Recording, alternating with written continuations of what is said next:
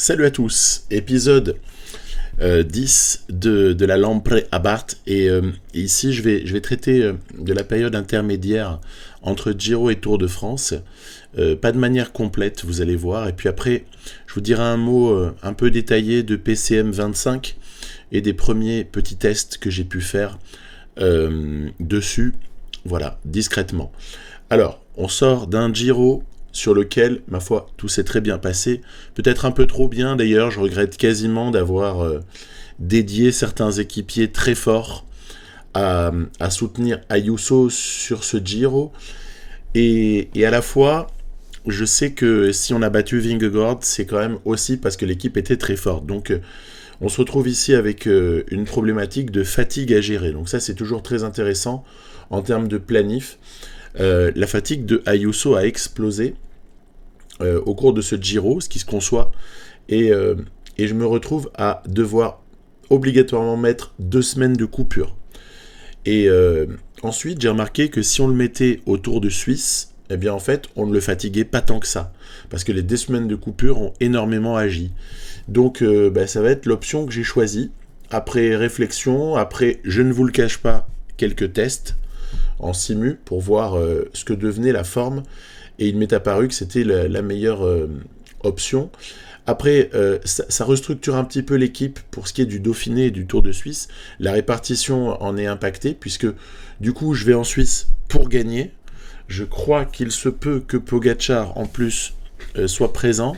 Donc, croiser la route du Slovène, c'est quand même toujours un sacré défi. Et donc voilà, j'équilibre un petit peu mes forces entre Dauphiné, sur lequel Lutsenko et Tejada seront leaders, et Tour de Suisse, sur lequel on attend un grand numéro de Juan Ayuso, mais alors qu'il est en préparation, donc c'est quand même un défi un peu intéressant. Et voilà, vous avez ensuite une vue parfaite de ce que pourra être l'équipe autour de Ayuso sur le Tour de France, avec Tejada, Lopez, Mouloubran, Lutsenko et les costauds Aranburu, Lascano et Casper Asgreen. Voilà. Donc on visera un pic de forme en 3e semaine sur le Tour de France. C'est compliqué, mais honnêtement, je ne pouvais pas faire mieux.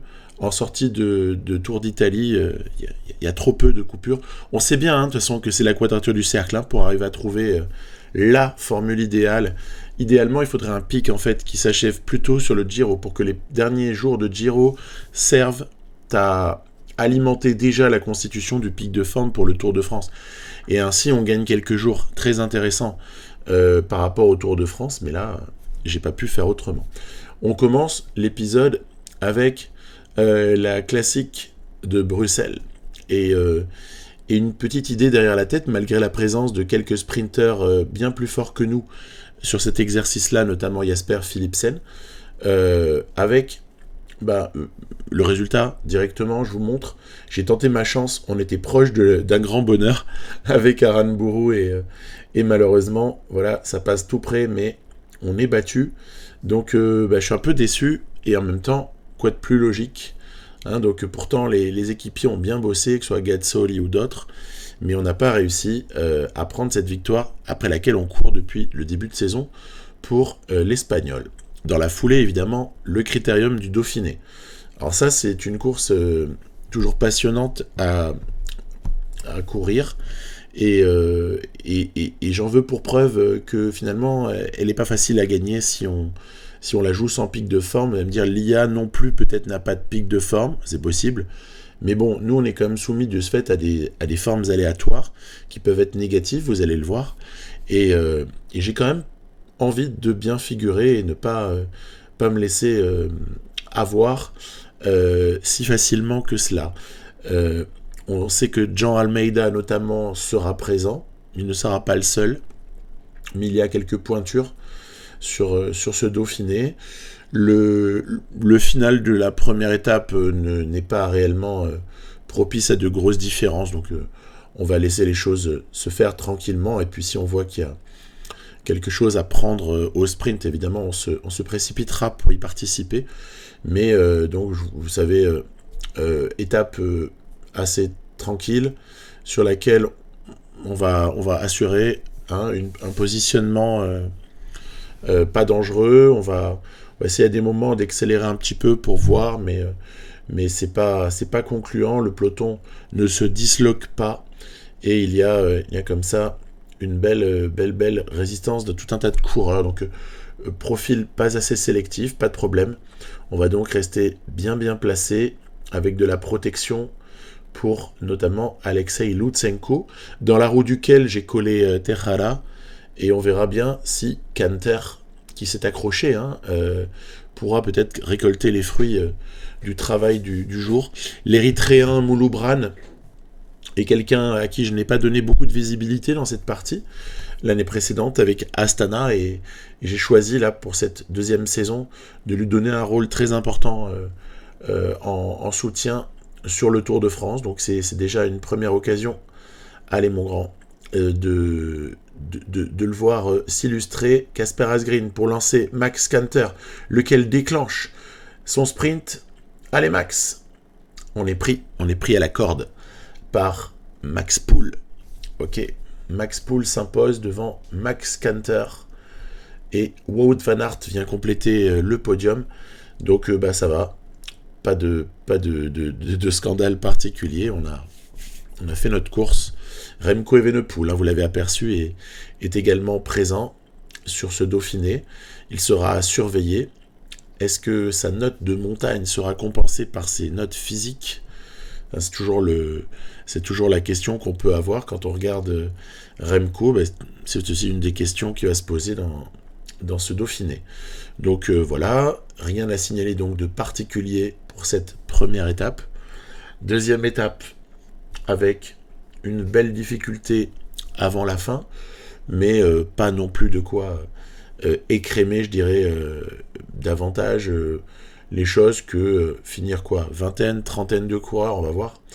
En tout cas, je demande à Max Canter d'assurer un petit train pour maintenir un écart tranquille avec l'échappée dans un premier temps, sur toute la partie plane, et puis après, on verra, on essaiera de mettre en route avec d'autres, comme évidemment Mouloubran, comme je disais. Tiens, crevaison de Lutsenko, c'est pas le bon moment, il faut le faire remonter.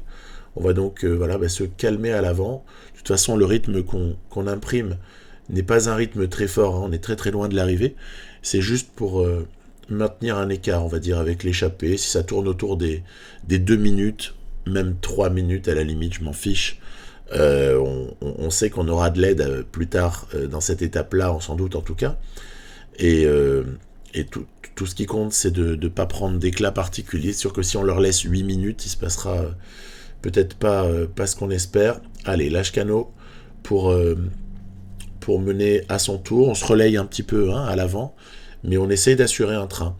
Un petit mot sur Lashkano. Donc, il s'était blessé, je crois que c'était sur la E3 Saxo Classique ou quelque chose comme ça. Donc, il s'était blessé très tôt dans la saison, ce qui l'avait privé de la période de classique. Il était revenu mi ou fin avril, mais dans une forme tellement mauvaise qu'il n'y avait pas grand chose à espérer. Il était juste déjà, on était content de pouvoir l'aligner. Donc Oyer Lashkano, qui était quand même une de nos recrues phares sur cette saison, pour l'instant a vu toutes ces classiques se passer, pour ainsi dire, sans lui.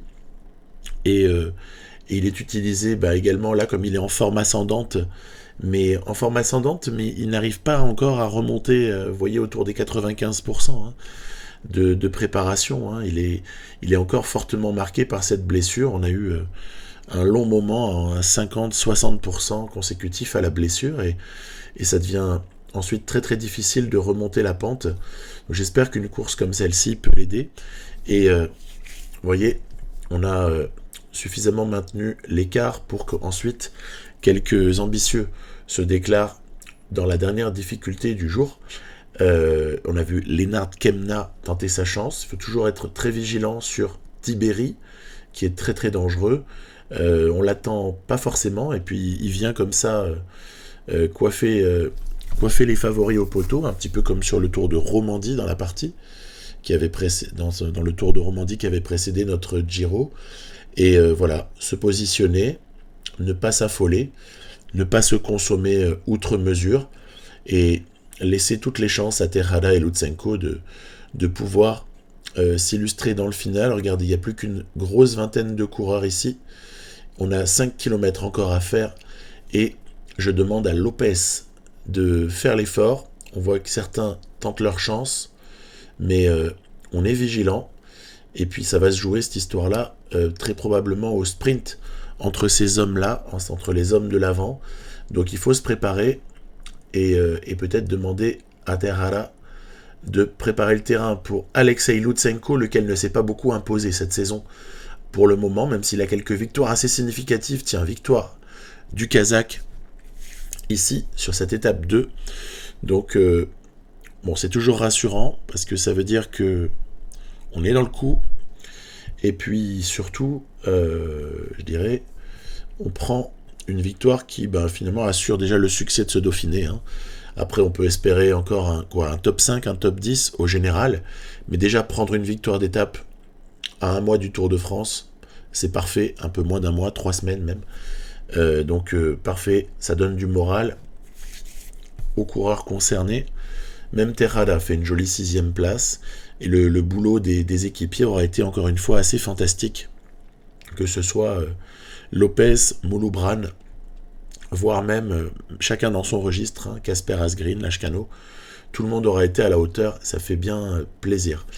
Vous avez vu, j'ai laissé Aranburu disponible pour le Tour de Suisse dans ma deuxième répartition, la 2 dernières minutes entre Dauphiné et Suisse. L'étape 3 maintenant qui arrive nous propose finalement une arrivée pour les sprinters, hein, très clairement, donc pas d'émotion particulière sur cette étape. Je ne me mêle pas de la poursuite. Après tout, c'est aux équipes de sprinters de s'en occuper. S'ils veulent laisser l'échappée s'imposer, grand bien leur en face.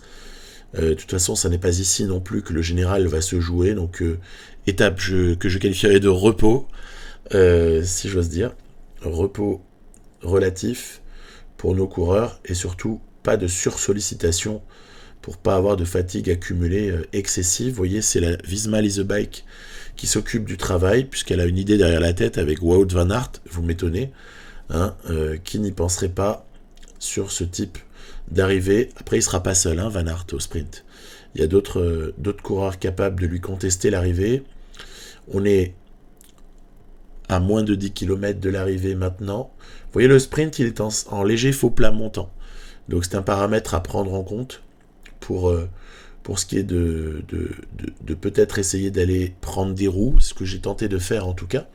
Canter en premier chef, mais d'autres aussi, comme Asgreen et Lashkano. Et à l'amorce du dernier kilomètre, nous sommes idéalement placés avec Max Canter. Oui, sauf que idéal, mais Mats Pedersen, qui a formidablement profité de la meilleure opportunité possible pour se lancer, ne se fera pas dépasser. Encore une fois, coup d'épée dans l'eau pour Wout van Aert. C'est bien regrettable. Moi, c'est un coureur que j'apprécie beaucoup. Je l'ai déjà maintes fois répété. Et comment ne pas rapprocher, même si c'est un jeu et qu'on est dans le virtuel le plus total, comment ne pas rapprocher la disette actuelle de Van Aert dans la partie de la disette actuelle de Van Aert dans le cyclisme bien réel de 2025, où on a, pour ceux qui l'apprécient en tout cas, un petit peu de peine à le voir ne plus être capable de s'imposer, évidemment, avec très dernièrement, vous l'avez tous vu, ce moment assez catastrophique que fut le Dwars door Vlaanderen, où ils étaient 3 contre 1 et où ils se font damer le pion par Nelson Paules. Alors, 4e étape, c'est un contre-la-montre, hein, ce serait pas un Dauphiné s'il n'y avait pas un contre-la-montre pour venir fixer un petit peu déjà une première fois les positions au général. Les équipiers, comme d'habitude, me servent à étalonner un petit peu le niveau d'effort requis pour mes leaders. Je dis mes leaders parce qu'il ne faut jamais enlever Terhada de l'équation. C'est un drôle de coureur.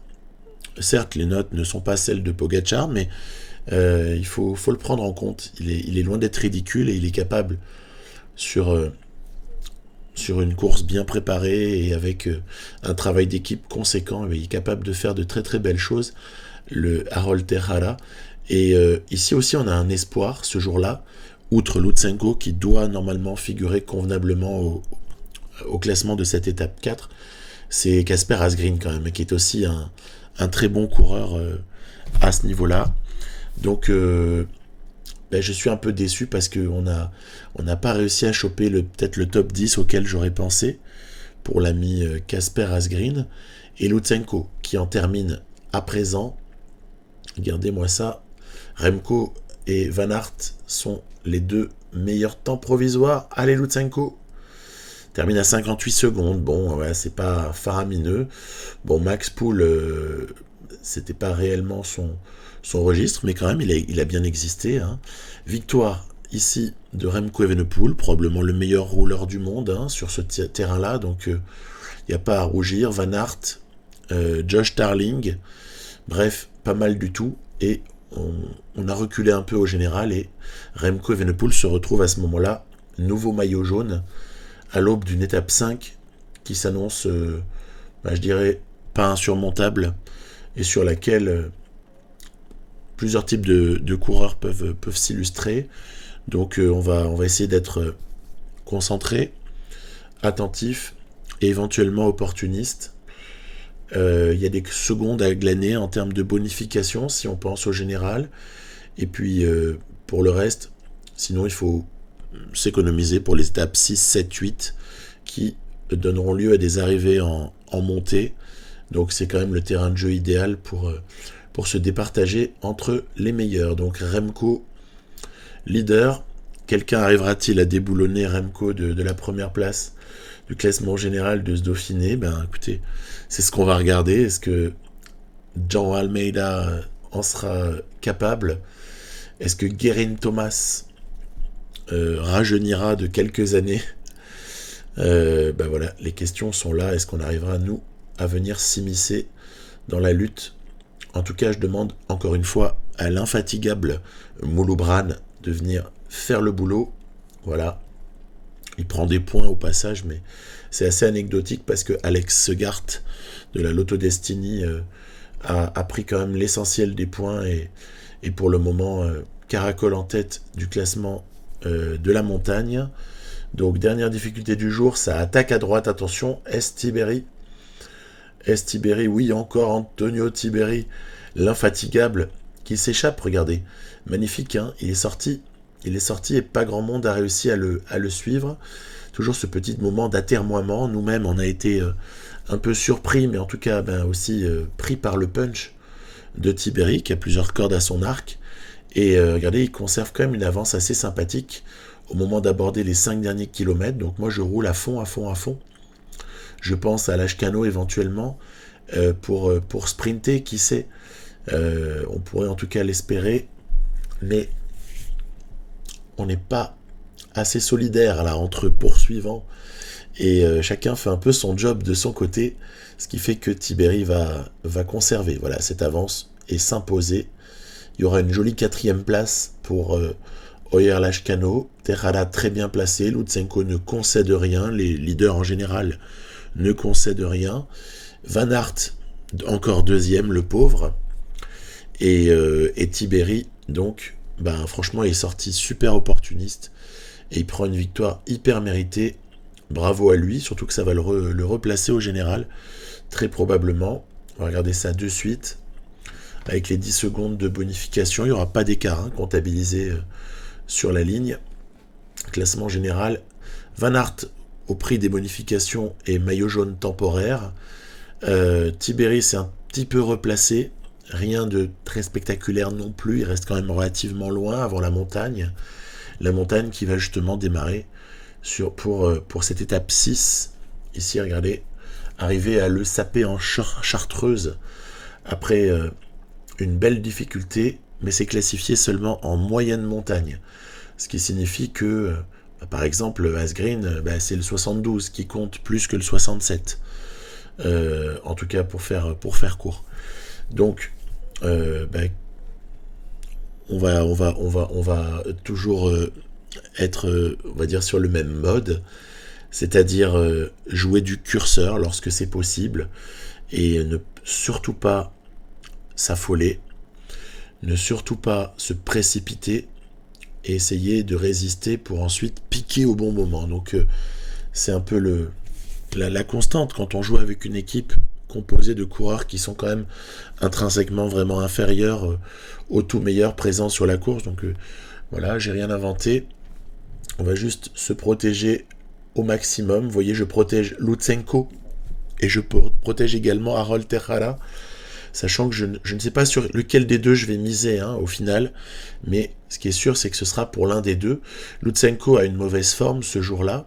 Tejada, en revanche, est blindé, il est à +3, donc peut-être profiter pour le faire briller. Surtout ne pas s'affoler, là, vous voyez, je monte le curseur d'effort, mais j'ai attendu pour le monter.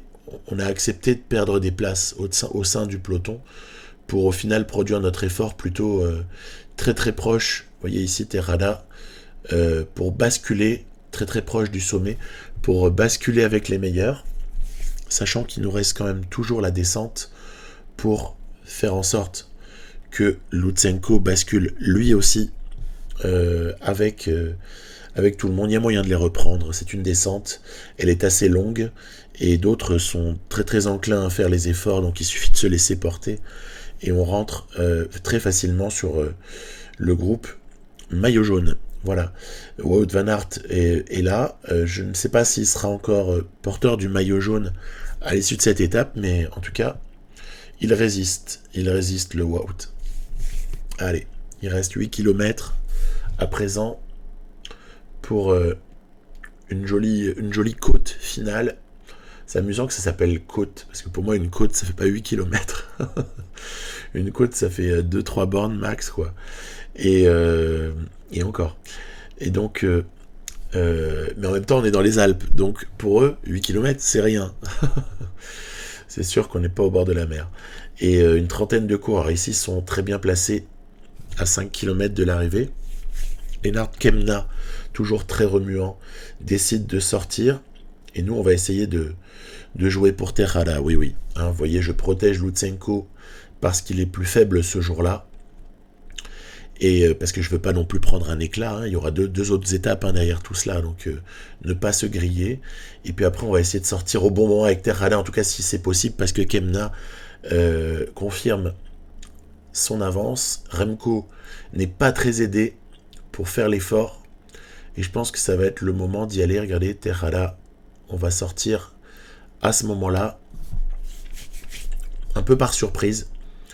Et on va venir comme ça, surprendre Remco, précisément. Hop là, et prendre cette victoire. Très content, toujours. À chaque fois que je fais triompher Tejada, c'est toujours une grande joie. Et Lutsenko sera quasiment dans le même temps. Vous voyez, il lève les bras, il se réjouit de la performance de son coéquipier. Wout van Aert perdra le jaune sur cette étape-là.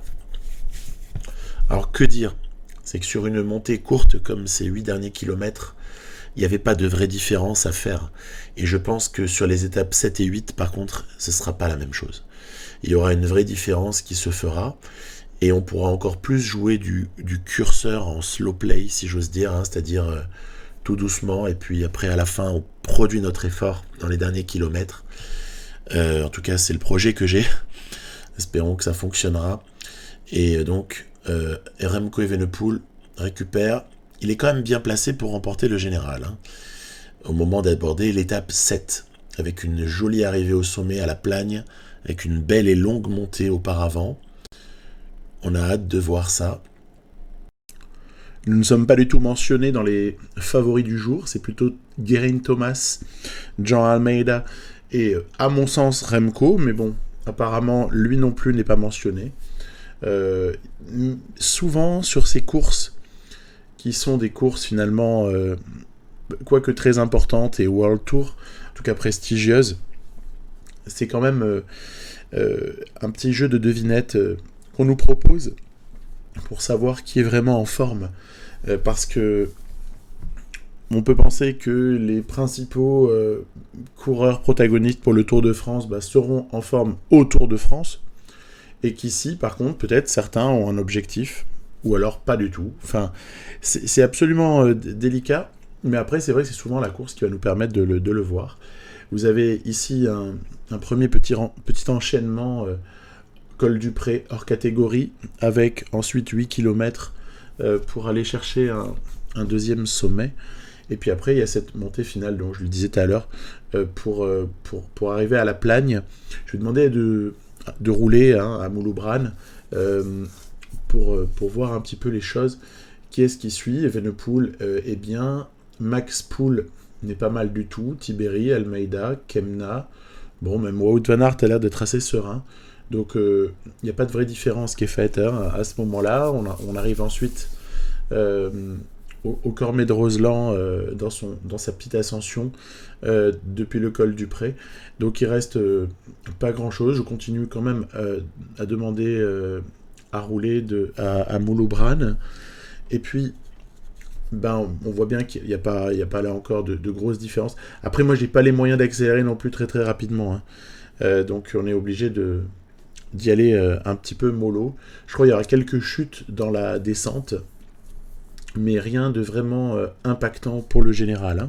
Donc, ce ne sont pas des leaders qui sont tombés. Et puis, en plus, une partie d'entre eux va rentrer sur le groupe maillot jaune. Donc, je ne roule pas dans la descente par principe. Par contre, on voit que Ineos semble animé de certaines intentions. Ça nous donne peut-être une indication sur la forme de Geraint Thomas. Il se peut que Geraint Thomas ait un pic de forme pour ce Dauphiné. En fait, on ne sait pas les choses à l'avance. C'est aussi ça qui est bien. Il y a environ 18 km de montée. Alors, c'est vrai que moi, dans un premier temps, vous voyez, je suis resté bloqué à 78 en gardé position, en me disant que si on perdait quelques places, c'était pas bien grave, et qu'après on essaierait de jouer du curseur avec des protecteurs progressifs que seront Asgreen, puis Mouloubran, puis Harold Martin Lopez, puis sans doute Tejada, quoique en fait Tejada et Lopez semblent avoir plus ou moins le même restant de barres. Et voilà, c'est un petit peu comme ça qu'on va faire les choses, à tel point que quand ça attaque, les favoris, là, ils se suivent. Nous, en curseur, on arrive à rester relativement bien dans les roues. Et après, je sens que c'est peut-être notre moment à 5 km de l'arrivée. Il faut essayer d'accélérer ici pour voir de quelle façon est-ce qu'on pourrait se débarrasser de certains. Et donc, je vais ici, après un petit moment de temporisation, je vais, regardez, attaquer. Voilà, hop là, attaque de Lutsenko, ici, à un peu plus de 3 km du sommet, effort curseur pour essayer de conserver une certaine avance. On espère derrière que ça va se neutraliser et qu'ils ne vont pas rentrer sur Alexei Lutsenko. J'ai bu le gel afin de le faire agir 1,5 km plus loin puisqu'on est en terrain montagneux. Regardez, malheureusement, on va déchanter, c'est-à-dire que l'opération s'avère infructueuse. On a perdu personne, en vérité. Max Pool est là, Thomas est là, Evenepoel est là, Kemna aussi, Almeida et Tiberi également. Bon, d'accord, il va falloir s'y faire. Il n'y aura pas de vraie différence entre favoris qui va s'effectuer ici au sommet à la Plagne. Et c'est dans l'emballage final, c'est Max Pool. Nous, on s'est un peu trop consommé, faut être franc. Max Pool en avait gardé sous la semelle et vient comme ça s'imposer au sommet. Derrière, ce qu'on notera, c'est que Tiberi a pris quelques secondes, Almeida a pris un éclat un petit peu supplémentaire, et regardez, après Burgodo, Jongels, Bardet, c'est Wout van Aert qui va ici abandonner ses derniers espoirs de victoire. Voilà, tout en sachant que Remco a été bel et bien présent. Il est toujours en course pour la victoire finale ici, sur ce Dauphiné. Victoire de Max Pool, décidément, c'est sa deuxième. Il est très très en forme. Et Alexei Lutsenko s'est forcément rapproché au général, mais sans qu'on puisse réellement parler d'une bonne affaire pour cette journée-là. Le résultat n'est pas du tout à la hauteur de mes attentes. Et donc j'en déduis une chose, c'est que très certainement que les coureurs sont en très bonne forme. Les coureurs qui sont devant nous sont en très bonne forme. Et ce sera bien difficile d'aller chercher, je pense, quoi que ce soit, y compris sur l'étape 8. Mais on tentera quand même notre chance. Allons-y. Il y a dans cette étape 8, je dirais, une succession de difficultés. Ce qu'il faut tout de suite regarder, c'est quelle est notre forme du jour avec Terhara avec Lutsenko, on voit 0 pour Terhara et plus 1 pour Lutsenko. Donc peut-être qu'il y a moyen de résister un petit peu et qui sait d'accompagner les meilleurs, on va voir. Quelle est la solidité de Evenepoel, quelle est la solidité de Poel également et de Geraint Thomas. Voilà un petit peu les gens qu'on regarde de près. Pas grand-chose ne va se décanter car les Ineos et surtout les Quick-Step de Remco vont très bien emmener ce peloton sur une étape relativement courte d'ailleurs. Hein. Ça fait penser dans l'esprit, ça fait penser à la dernière étape de Paris-Nice. C'est-à-dire que comme elle est relativement courte, les équipes peuvent peut-être plus facilement, les équipes de leaders peuvent plus facilement la contrôler. Nous, on n'a pas vraiment de fenêtre pour venir essayer de troubler tout cela. Regardez encore la Quick-Step très présente ici avant la dernière vraie ascension du jour. C'est hors catégorie qui s'annonce.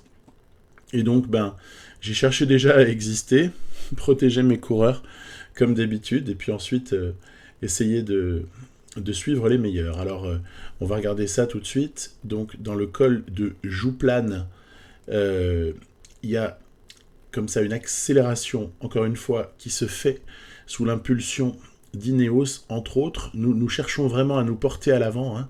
J'ai envie de ne pas prendre de cassure. On aperçoit Ewan Kosciu, Lenny Martinez, suivi par Remco Evenepoel, Max Poel, Geraint Thomas, Lennart Kemna qui ont planté une première banderille juste avant le sommet.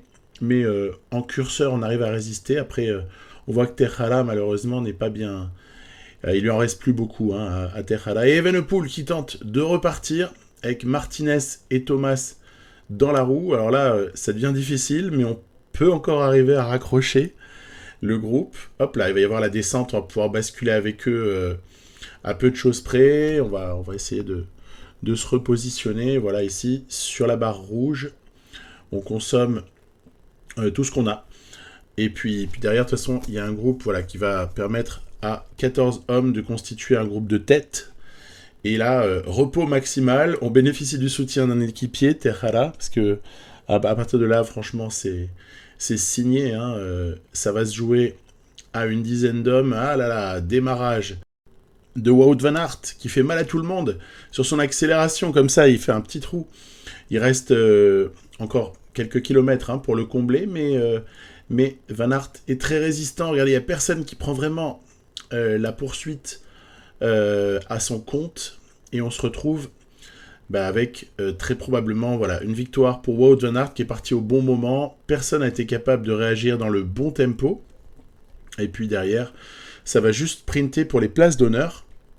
Et à ce niveau-là, qui est-ce qui va s'imposer, entre guillemets regardez, il est sur la gauche de la route. C'est Kevin Vauquelin. Il y a des belles notes, Kevin Vauquelin. C'est un vrai beau coureur. Il faut quand même l'admettre. Et puis derrière, ça arrive relativement groupé. Il n'y a pas grand écart qui se soit fait ici entre les favoris. Donc, hélas, je le craignais. Et cette 8e étape a fait relativement pchit au niveau du suspense pour le classement général. Tout est donc plus ou moins resté figé par rapport à l'étape 7. Et donc, on termine ce Dauphiné, quand même la tête haute, il n'y a pas de problème là-dessus, mais avec un petit fond de frustration lié au fait que jamais on a été réellement en mesure de faire vraiment la course en termes de décider des choses, etc. Voilà, vous comprenez ce que je veux dire. Pendant ce temps-là, le Tour de Suisse et auparavant une petite course que j'ai cochée. Donc, je vais vous la proposer sans tarder. Pour une partie des coureurs qui allaient ensuite faire le Tour de Suisse, il y avait ce Grosser Preis des Cantons Aargau. C'est rigolo, le Suisse allemand. Et donc, avec un objectif en tête, un seul. On est hors pic de forme, etc. On s'en fiche complètement. Un seul objectif, enfin obtenir cette victoire après laquelle je cours désespérément au fil des semaines. Ça devient de plus en plus désespéré, avec Alex Aranburu. Et puis ça démarre pas bien du tout, parce qu'en fait, Alex Aranburu chute à peu près vers le premier quart de la course. Et bon, bah, Dieu merci, il va rentrer. Voilà, il n'y aura pas de problème particulier. Parce qu'il n'y a pas encore énormément d'intensité à l'avant du peloton. Donc forcément, on arrive à récupérer une position. Mais tout doucement, hein, pour pas se brûler. En plus, aujourd'hui, on a une forme un petit peu mauvaise avec ce -2 pour Aranburu. Pour autant, je garde l'espoir et je pense qu'il y a toujours moyen de s'accrocher, surtout avec un coureur de ce type-là, et puis avec un plateau aussi qui ne me fait pas peur. Hein, il n'y a pas de véritable monstre ici pour nous faire peur, donc on s'accroche, on essaie d'être présent, puis on verra bien dans l'emballage final combien de nos coureurs restera-t-il. Est-ce que ID Sreling pourra nous aider? Est-ce que, je ne sais pas moi, Gatsoli, peu importe, on verra. On verra qui sera là. Toujours est-il que la dernière difficulté du jour s'annonce. Et puis, il va falloir être vigilant. On va évidemment, comme d'habitude, beaucoup miser sur l'effort curseur et se positionner intelligemment, mais ne surtout pas, on va dire, attaquer, consommer des forces pour rien, ce serait complètement stupide. Vous voyez ici, par exemple, il y a une nette accélération de certains coureurs à l'image de Egan Bernal, mais c'est pas du tout mon projet d'attaquer, c'est plutôt de suivre tout cela du moment qu'on n'est pas distancé, tout va bien. Il y a encore une grosse vingtaine de coureurs ici, hop là, ça y est, la difficulté est passée, on va pouvoir récupérer dans la descente. En plus, l'excellente note de descente d'Aranburu, évidemment, va nous aider. Puis après, se préparer pour l'emballage final. Regardez, 21 coureurs. Tout est jouable à partir du moment où on s'organise. Garofoli pour rouler très très fort. Ensuite, ce sera à ID Sreling de produire son effort et on lâche Aranburu à moins d'1 kilomètre de l'arrivée pour ici, regardez, waouh, ça fait plaisir. Je vous dis, ça fait des semaines et des semaines que je cours après la première victoire, enfin, de la saison pour notre recrue espagnole. Autant Lascano, on a été malheureux avec lui jusque-là, autant avec Aranburu, c'était pas évident. Il était placé, je vous ai montré plusieurs occasions où il était 2e ou 3e. Bon, là, enfin, il s'impose. Et c'est quand même pas anodin d'arriver à gagner ici. Peu importe la modestie, le caractère modeste de cette course-là, ce qui compte ici, c'est vraiment de lever les bras. Allez, on enchaîne maintenant.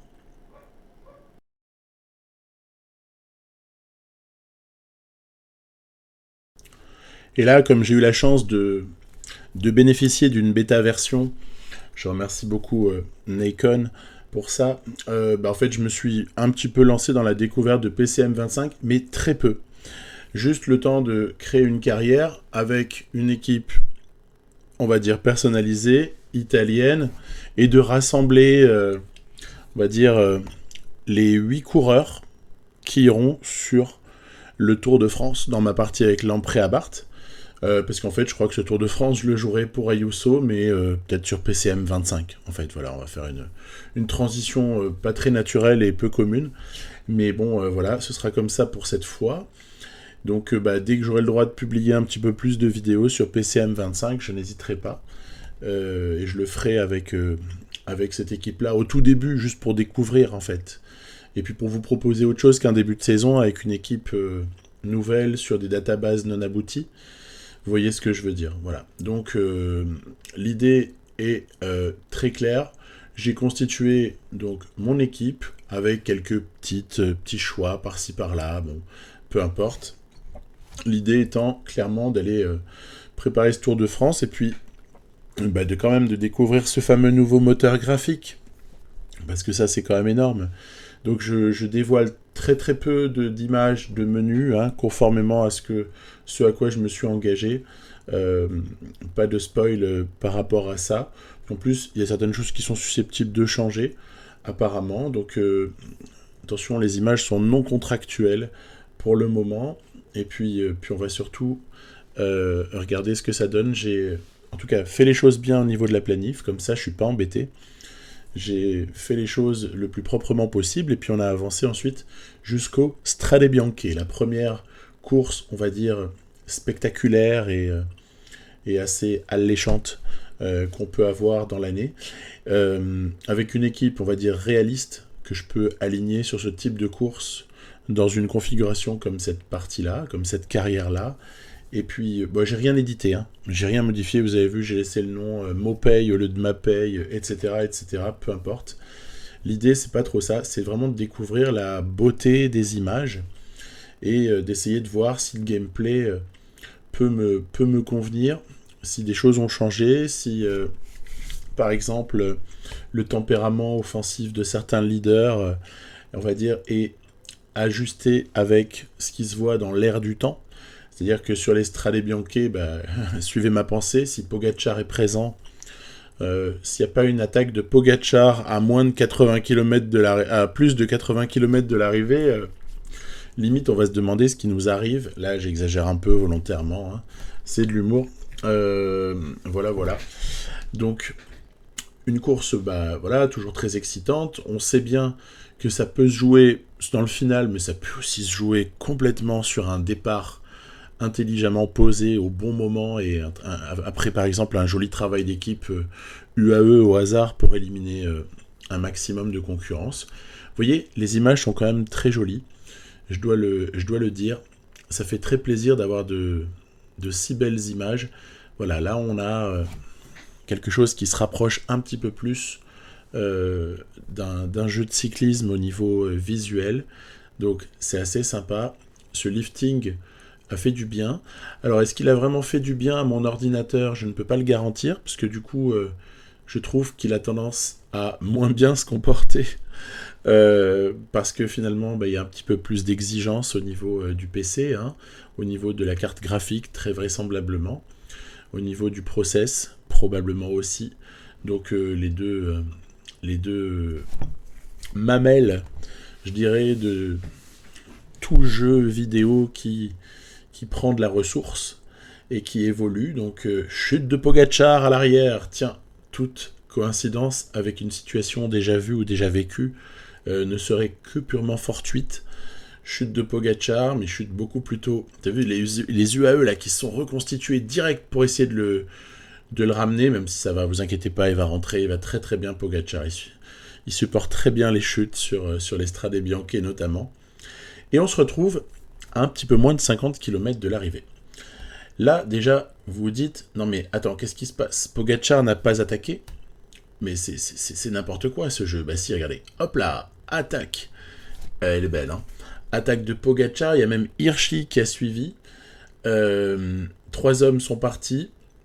Le 3e m'a échappé. Et puis nous, on va rester un petit peu au chaud parce que même s'il faut travailler avec Lashkano, comme vous le voyez ici, il reste des équipes intéressées. Ah bah oui, c'est rien d'autre que Remco Evenepoel aussi qui est parti. Donc, échappée royale, Pogačar, Evenepoel, Marc Hirschi. Nous, on sait qu'on est quand même loin de l'arrivée. Donc, soit PCM s'est révolutionné et ces 3-là vont aller au bout, voire les deux, Remco et Poggi. Soit, ça s'est pas tellement révolutionné et l'attaque trop lointaine va se payer. Donc, déjà, on aura un premier test sur ces Strade Bianche, donc j'étais plutôt content. Première course, premier vrai test. Tiens, il y a Julien Alaphilippe aussi qui est venu rejoindre ces hommes en tête. Derrière, vous voyez, ça résiste au niveau du peloton. On ne peut pas dire qu'il y ait vraiment un écart qui soit creusé. Je collabore avec Lashkano, mais sans trop me brûler non plus, sachant qu'on a encore ici un petit endroit sans secteur de gravier à gérer, donc pas d'urgence particulière.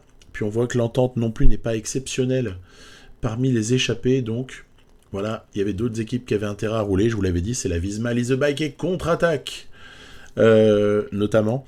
Contre-attaque ici de Marc Hirschi. Alors là c'est pareil, hein. Tant qu'il y a un Visma pour rouler, j'ai presque envie de dire que je suis tranquille. Le seul problème, c'est quand le groupe va se réduire et où il faudra soi-même s'exposer, mais pour le moment, on joue sur un mode relativement défensif. Et puis on est déjà à 33 km de l'arrivée. Bon, c'est très agréable à jouer, je ne vais pas vous le mentir. Il y a vraiment pas de problème, hein. Très agréable, bonne fluidité malgré tout. Je pense que mon PC pourrait bientôt être renouvelé. Ensuite, le gameplay, moi je le trouve proche de ce qu'on connaissait déjà, mais cohérent. Le gameplay nécessaire pour jouer ce type de course. Par exemple, dans une prochaine vidéo, ce que je vous proposerai quand même sur la route du Tour de France, c'est quand même un Tour des Flandres minimum, quoi. Minimum un Tour des Flandres, un Paris-Roubaix et un Liège-Bastogne-Liège. Ça me paraît juste évident, il faut tester ça aussi, hein. Donc c'est à venir. J'ai très peu joué à PCM, pour être franc, ces derniers temps, et j'avais plein d'autres envies. Et donc voilà, j'écoute mes envies, j'essaie de respecter cela. Regardez, personne ne creuse en tête de course. Personne ne creuse. Les efforts de ceux qui ont tenté l'échappée sont relativement vains. Ça roule très très fort derrière. Et nous, on a intérêt à rester le plus prudent possible tant que, entre guillemets, Pogacar ou Remco ne met pas une deuxième couche et ne fait pas une vraie différence sur une offensive. Regardez, ici, ça roule fort, mais c'est toujours possible de suivre. On a, par exemple, Alexei Lutsenko, qui est quand même en vraie bonne forme ce jour-là. On protège, entre guillemets, pas vraiment, mais un petit peu, on se garde en joker Alberto Bettiol. On verra si quelque chose est possible. Et là, hop là, on s'économise. Voilà, j'avais été un peu... Je joue du curseur. Avec le curseur, il y a moyen de vraiment s'en sortir dans ces circonstances-là. Allez, on arrive dans le final maintenant, et puis ni Remco ni Poggi n'ont vraiment retenté leur chance de manière digne. Nous sommes 21 pour la victoire. On voit que les petits Visma et The Bike, ils ont beau pas avoir de vraies chances ce jour-là, ils sont quand même assez offensifs, à l'image de Simon Yates, qui emmène un certain nombre de favoris dans sa roue, mais regardez, on les reprend plus que facilement, ça ne réattaque pas derrière, il n'y a pas de contre-attaque, 12 hommes qui possèdent maintenant une vingtaine de secondes d'avance sur leurs poursuivants, et environ 15 km à parcourir encore. Donc là, je me demande à quel moment quelqu'un va vraiment accélérer. Allez, hop là, ça repart. Simon Yates, décidément, il est motivé. C'est lui qui fait des différences ici. Pogacar se contente de suivre. Et nous aussi, d'ailleurs, pour être très franc. Les protecteurs ont bien joué leur rôle, hein, préalablement, Asgreen, etc. Et puis Moscon et Aranburu. Et puis, à présent, c'est Lashkano qui fait son job. Il aura été vraiment très très fort ici. Et ici, dans le secteur du Tolf, quand même, par contre, effort curseur. Hein. On va pas rigoler. On va pas se laisser surprendre, parce que sinon, là, je pense qu'ils sont capables de nous en planter une. Mais bon, en l'occurrence, avec gros rythme imposé à tout le groupe, personne n'est sorti. On est plus qu'une dizaine, peut-être même un peu moins, au moment d'envisager bientôt la bascule après quelques mini-difficultés encore, mais elles peuvent être décisives. Hein. Une attaque ici qui est placée de manière très très violente peut être ultra décisive. Allez, peut-être ici. Regardez l'attaque de Remco et compagnie. Non, c'est bon. On va se porter aux avant-postes. La descente, on la connaît. La descente en direction des faubourgs de Sienne. Et juste après cette dernière petite difficulté, voilà, on est ici, voilà, maintenant dans la descente, on l'aborde. On est relativement serein. Et puis maintenant, il va falloir choisir des roues, comme d'habitude. Donc moins de 3 km, hein, les roues. Avant, c'est pas disponible, donc c'est pas grave, parce que de toute façon, ici, on est dans une phase d'attente. Ça va se jouer entre ces 7 hommes. Valentin Madouas, peut-être, pour la surprise. Pogacar, pour la logique. Remco, éventuellement. Pidcock est en course. Simon Yates a beaucoup donné. Qu'est-ce qu'il lui restera encore? Moi, je vais prendre dans la roue de Pogacar avec Lutsenko. On va quand même être honnête. Et puis, on va demander à Bettiol de continuer à mener un bon train. Puis là, vous voyez, on avance. Et je me dis, allez grand. Puisque personne n'y va, il faut peut-être y aller. Hein. Puis vous le savez comme moi, dans les derniers hectomètres d'Estrade Bianche, vas-y, hein, pour dépasser là entre les barrières sur cet endroit qui tournicote. On s'impose. On s'impose au terme d'une course d'attente. Finalement, les stars n'ont pas été en mesure de vraiment bousculer. Après, quel était vraiment leur niveau de préparation? Y a plein de questions, surtout pas tirées de conclusion, je pense, à ce stade-là. Mais voilà, c'était ma première avec PCM 25. Et pour le coup, je trouve que oui, bah évidemment, le jeu est plus intéressant que 2024. C'est déjà une évidence. Rien que le graphisme à lui tout seul, il vaut, euh, il vaut bien plus que ce qu'on avait déjà. Après, ce qui restera à établir, c'est vraiment voilà, au niveau du comportement IA. Voilà, ça peut être quand même assez fondamental. Voilà, donc je vous donne rendez-vous prochainement pour voir ça. Pas immédiatement, mais sous 2 semaines, à mon avis. Je vais attendre la date de sortie du jeu, ou en tout cas la semaine qui précède, puisque j'ai le droit à un petit peu de vidéos dans ce laps de temps encore. J'ai pas tout consommé ici. Donc voilà, je vous dis à plus. Bye bye, et vive le cyclisme.